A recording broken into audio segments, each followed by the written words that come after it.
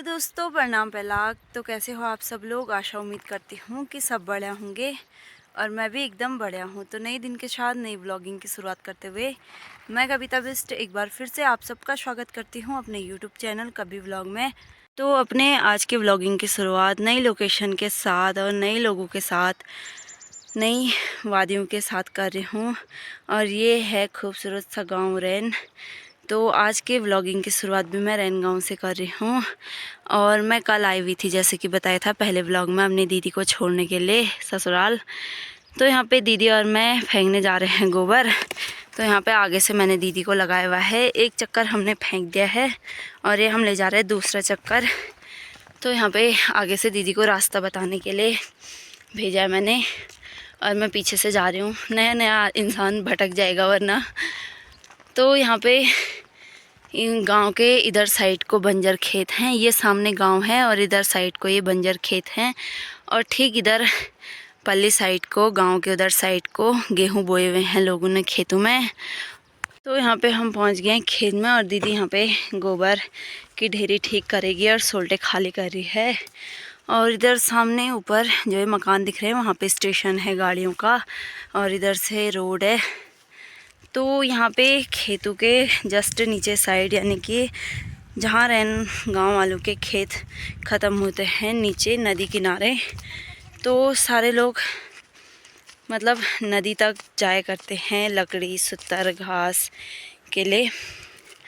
और इधर सामने वो बड़े पेड़ के नीचे काम लगा हुआ है मनरेगा का। तो ये रैन गांव है और रैन गांव के ऊपर साइड को यहाँ से सीधे मिलमिंडा के लिए रोड जाती है, यहाँ से पोखरी गाड़ लग जाता है और पलबरा लग जाता है। तो रैन गांव वैसे बहुत अच्छी जगह पे है, रोड साइड पे है, गाड़ियाँ आती जाती रहती हैं, किसी भी चीज़ की मतलब असुविधा नहीं है यहाँ। और रोड टचिंग लाइन है तो यहाँ मानी गांव भी बहुत सारे हैं आगे पीछे और लोग भी यहाँ के बहुत अच्छे हैं। और जहाँ तक यहाँ मौसम की बात करें तो सुबह शाम बहुत ज़्यादा ठंडा हो रहा है और क्योंकि नदी किनारे है तो शाम को नदी की तेज़ हवाएं चलती है तो उस वजह से गांव की ओर ठंडी ठंडी हवाएं आती है और दिन में बहुत ज़्यादा तेज़ धूप लगी रहती है। सुबह तो बहुत ज़्यादा पाला पड़ रखा था तो मैं बिस्तर से 7:30 बजे आई बाहर। तो यहाँ पे गोबर फेंकने के साथ साथ दीदी मेरे को अपने खेत भी बता रही है। तो यहाँ पे सामने नीचे वाला खेत दीदी कह रही कि ये भी हमारा ही आधे से। और अभी तो दीदी इतनी खुश लग रही है, फिर दिन में मैं चले जाऊंगी फिर दीदी अकेले पड़ जाएगी। गोबर फेंकने के बाद अब हम दोनों बहनें घर पे आ गए हैं और दीदी ने इतनी बड़ी ढेरी पकड़ लिया कपड़े की धोने के लिए। और छोटी सासू जी यहाँ पे दिन में खाना बनाने की तैयारी कर रही हैं और यहाँ पे दाल को सिलबट्टे में दल ली है। तो छोटी सासू भी और दीदी भी अपने कामों में व्यस्त है और मैं अकेले बैठी हूँ दीदी लोगों के गोट के सामने बैठी हुई हूँ मैं यहाँ पे अकेले। तो मैं वैसे तो सुबह चली जाती तो मैं अभी रुक रखी हूँ क्योंकि दीदी के सास ससुर भी अपने मायके मतलब दीदी की सास भी अपने मायके गई हुई थी तो वो अभी आ रहे हैं, दिन में खाना खाने तक पहुँच जाएंगे। तो मैं भी खाना खाने के बाद जाऊँगी अपने घर। तो यहाँ आगे ना इतना मस्त नेट चल रहा है और टावर भी आ रहे हैं तो वीडियो अपलोड करने में उसमें कोई प्रॉब्लम नहीं हो रही है। और एक हमारे घर क्योंकि टावर दूर दूर है रेंज कम कर दिया है तो इस वजह से नेटवर्क भी नहीं आते अच्छे से, ना नेट चलता है ना फ़ोन पे बात होती है।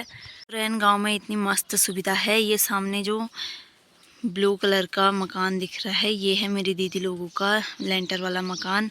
तो इसके जस्ट सामने आगे पर ही टावर है। तो यहाँ पे ये जियो का टावर है तो जिससे कि नेट चलाने में बहुत ज़्यादा सुविधा होती है। और सबसे नीचे दीदी लोगों का ही घर है और उसके बाद पीछे से इधर पूरा रोड तक सारा गांव फैला हुआ है। तो यहाँ पे अब घर का सारा काम निपटा कर दीदी भैंस को ले गए हैं नल पे पानी पिलाने के साथ साथ नहलाने के लिए भी। और मेरे को तो लगता भी नहीं था कि दीदी कभी यहाँ ससुराल में भैंस बांध पाएगी, तो मेरे को बहुत ज़्यादा प्राउड फील हो रहा है। और यहाँ पे छोटी वाली भैंस भी इधर उधर घूम रहे हैं, मेरे को भी ले जाएंगे करके। और अंदर छोटी सासू जी बना रही हैं दिन का खाना। तो यहाँ पे अभी दिन का मौसम आप देख सकते हो, मस्त सी धूप खिल रखी है। और रैन गांव ऐसी जगह में है जहाँ से सीधे सामने खाली ऊंची ऊंची पहाड़ियाँ लग रखी हैं। इधर कोई गांव नहीं है और यहाँ से आगे ऊपर साइड को बोरागढ़ साइड, चौर साइड के लिए इधर से ऊपर रोड से जाते हैं। तो खाना बन के खाना खा लिया है और यहाँ पे मैं तैयार हो गई हूँ और बड़े वाली सासू जी भी आ गई हैं पाथा से। तो अब मेरे जाने की तैयारी हो रही है।